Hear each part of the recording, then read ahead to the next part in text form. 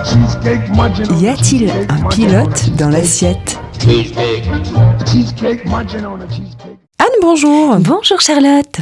Aujourd'hui, nous parlons de la nigelle. On en a déjà parlé un petit peu dans les chroniques précédentes, notamment celle de la semaine dernière. Tout à fait. Et aujourd'hui, on va en parler un peu plus et c'est bien parce que je ne sais pas tout à fait ce que c'est.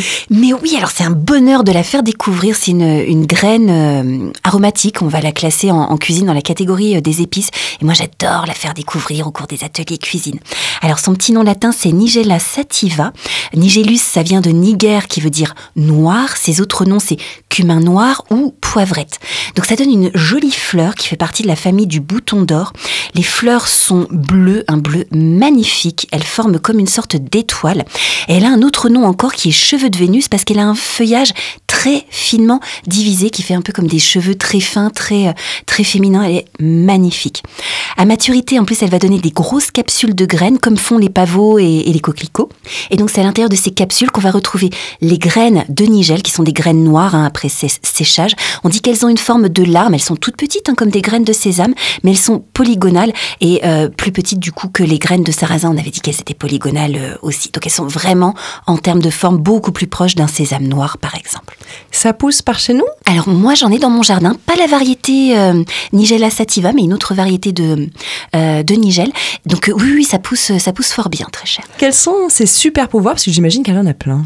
Énorme. C'est une plante extrêmement vertueuse et qui est utilisée encore beaucoup dans l'Europe du Sud, l'Asie occidentale, le Moyen-Orient, mais vraiment comme remède puissant. Il y a un proverbe arabe d'ailleurs qui dit « La nigelle est un remède pour tous les maux sauf la mort ». Bon, elle n'est pas parfaite.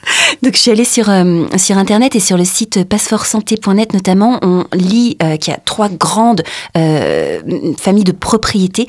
C'est déjà une épice digestive, elle est carminative, vous le savez maintenant, ça aide à disperser les gaz intestinaux ou à éviter qu'ils se forment, tant qu'à faire. Elle est antispasmodique, donc elle va éviter les spasmes au niveau intestinal, au niveau de l'estomac. Anti-helminthique, ça veut dire qu'elle permet d'éliminer les vers intestinaux. Elle est antifongique, antibactérienne contre certains champignons et l'excès de certaines bactéries du système digestif, comme l'Helicobacter pylori, qu'on estime responsable de certains ulcères de l'estomac aujourd'hui. Et ce n'est pas fini, c'était juste la catégorie 1. Catégorie 2, elle est très antioxydante. Elle est anti-inflammatoire et analgésique. Elle évite la douleur. Elle est très riche en acides gras essentiels, donc c'est un vrai allié anti-inflammatoire. Elle est utilisée en cas d'inflammation articulaire notamment, comme l'arthrose, la polyarthrite rhumatoïde, l'arthrite, les rhumatismes, ou en cas d'inflammation musculaire. Enfin, 3e catégorie de propriété, elle est immunostimulante, anti-infectieuse, antihistaminique. Ça, c'est pas mal pour ceux qui souffrent du rhume des foins. Elle va soulager les affections respiratoires en général. Elle a un effet dilatateur. Donc, c'est puissant. Toute petite graine, mais c'est du costaud. Effectivement, donc ayons le réflexe de mettre de la nigelle un peu partout. Et justement, est-ce que tu peux nous dire un peu quels sont les mariages heureux? En cuisine, alors, il faut savoir que la nigelle, elle est puissante. Et moi, je m'amuse, quand je fais mes ateliers cuisine, à faire goûter une graine. Et elle a une saveur qui est à la fois poivrée et herbacée. Alors j'ai un livre absolument merveilleux qui s'appelle Les épices, conseils d'experts du docteur Stuart Farimon. Et dedans, il va détailler tous les composés aromatiques avec les noms des molécules qui donnent les différents parfums. Donc on va trouver comme principal composé de la nigelle le nigellone, qui est unique dans la nature, mais dont la forme moléculaire ressemble à une double molécule de thymoquinone qu'on va retrouver dans l'origan. Ça donne le goût un peu médicinal de l'origan. Donc, il y a des personnes qui rapprochent la saveur de la nigelle de celle de l'origan. On va trouver aussi du cimène qui apporte des notes boisées, amères, un peu de térébenthine qu'on retrouve dans le cumin et la muscade. Du pinène qui donne des notes de pin, des notes boisées, camphrées, comme dans le poivre noir ou la cannelle. Et puis du limonène qui donne des notes agrumes, herbacées, comme dans la coriandre, le carvi ou l'écorce de citron. On peut vraiment faire la dégustation d'épices alors. Mais complètement.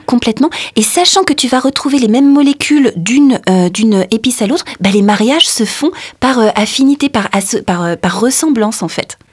Et avec quels aliments on va pouvoir l'associer? Alors moi je l'associe beaucoup au concombre. Vous allez retrouver sur le site plein de recettes autour du concombre. Par exemple la poêlée douce et fraîche au concombre anisé dont on avait parlé à la chronique précédente.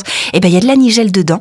Vous retrouverez aussi une recette de petites salades étoilées au concombre et à la nigelle. Alors c'est rigolo, vous savez, c'est avec les petites pâtes en forme d'étoile qu'on met dans les bouillons des enfants, etc. Mais là on va pas se priver, on va faire une jolie petite salade de pâtes étoilées. Et pareil, la nigelle vient bien souligné avec ces petites notes. Moi, je le perçois assez.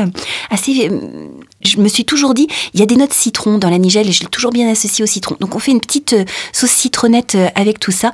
On rajoute de la nigelle et ça relève bien, ça apporte du poivré effectivement au concombre, ça le souligne bien. Avec la viande également ? Oui, avec des viandes de caractère notamment comme l'agneau, on va venir réchauffer, pepser un tagine, ou avec le bœuf. Alors pareil, vous allez trouver une recette de salade de bœuf émincée à la cardamome de la forêt et à la mélisse fraîche. Donc moi j'y avais associé les pétales de la nigelle qui se trouvent dans mon jardin, mais on pourrait très bien, surtout si c'est pas facile à trouver, la cardamome de la forêt qui a des notes un peu camphrées, un peu fumées, la remplacer par les graines de nigelle et ça va être absolument merveilleux. Donc les feuilles ont du goût. Alors non, les pétales n'ont pas de goût. Par contre, elles ont une couleur bleue absolument spectaculaire qui va mais trop bien dans la salade de bœuf à la mélisse et aux pétales de nigelle. Voilà. Oui, on a déjà dit que la couleur est importante en cuisine. Absolument. Mais allez voir s'il vous plaît la photo. Ça se mange avec les yeux tellement c'est beau, tellement c'est frais. Alors moi j'adore les associer aussi les graines de nigelle avec les lentilles corail. Donc on va les associer dans les dalles de lentilles corail. Donc c'est cette potée de lentilles corail à l'indienne. Il y a un Buddha bowl, une recette de Buddha bowl où j'avais associé les lentilles corail avec la nigelle. Il y a plein de petites choses sympas aussi, des betteraves, etc. sur le site. Après ça va aller très bien avec le yaourt et plus il est gras, meilleur ça va être. Genre un yaourt à la grecque, on va pouvoir relever une sauce au yaourt avec de la nigelle, ça va apporter les notes poivrées. Et puis voilà, je vous disais ça va très bien avec le citron. Et il y a une recette rigolote que je fais quand je fais des démonstrations pour l'Aftalp autour des fromages sous signes-qualité de Savoie et Haute-Savoie, où j'associe la tome de Savoie avec un pickles de concombre légèrement citronné avec du pain, ça s'appelle le Pumpernickel, je sais pas si tu connais, c'est un pain de grains de seigle entier qui a des notes un petit peu épicées, un petit peu pain d'épices. Et pareil, je mets juste 3 graines de nigelle sur le petit toast et ça vient pepser tout ça, c'est vraiment sympa. Ça donne vraiment la touche finale. Est-ce que c'est une graine qu'on peut faire réchauffer à la poêle, un peu grillée ? Oui, on va la toaster, ça va développer des notes noisettes. Et on peut faire autre chose, on peut trouver aussi de l'huile de nigelle, puisque c'est une graine oléagineuse, riche en acides gras. On peut acheter directement de l'huile de nigelle qu'on va pouvoir utiliser soit en soin, quand en période de rhume des foins, on va pouvoir la prendre pour ses propriétés antihistaminiques, ou alors on l'utilise aussi pour rajouter un petit peu en assaisonnement dans les salades, etc. Merci pour ces mariages heureux. Est-ce qu'il y aurait une recette un peu plus précise ? Alors, en termes de recettes, déjà savoir que on la sous-exploite. Nous, la nigelle, on la connaît pas bien. On l'utilise surtout en cuisine orientale et notamment, vous aurez peut-être eu déjà l'occasion de la goûter sur des pains, des galettes orientales. On va l'associer plus ou moins avec du sésame. Voilà, donc c'est tous ces petits pains plats où vous voyez des graines noires. Il est possible que ce soit la nigelle et quand vous croquez dedans, vous allez voir, ça dépote, c'est puissant. Et puis une dernière recette que j'aime beaucoup, toujours une association avec le reblochon. Cette fois, j'aime bien pepser un petit peu avec les fromages. Le reblochon a une saveur douce, il est assez frais. Et je l'associe avec un gazpacho fruité où je mélange tomates et melon. Et je viens relever avec quelques graines de nigelle. Le mariage est vraiment super. Des recettes incroyables à retrouver sur le site des Mangeurs Libres. Merci beaucoup, Anne. Mais avec bonheur toujours. Et puis, allez donner sa chance à la nigelle et commencez à à l'apprivoiser en croquant une graine. Et puis, vérifiez comment ça vous fait. Respirez là. Voilà, quand c'est nouveau et quand c'est puissant, ça peut être étonnant au départ. Et puis, testez des petites recettes toutes simples pour vous laisser séduire. Et puis après, on la plante dans son jardin. Comme ça, on en a à foison. Et on a des trop belles fleurs bleues. Merci. La semaine prochaine, on continue avec le poivron. Mais oui, cette saison. Et oui, tout à fait, mais tout est de saison avec ces chroniques. Merci beaucoup Anne et à la semaine prochaine. Belle journée, belle semaine.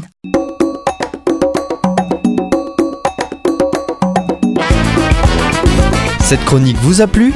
Alors participez-y en posant vos questions à Anne-Claude à l'adresse contact@radioalto.info.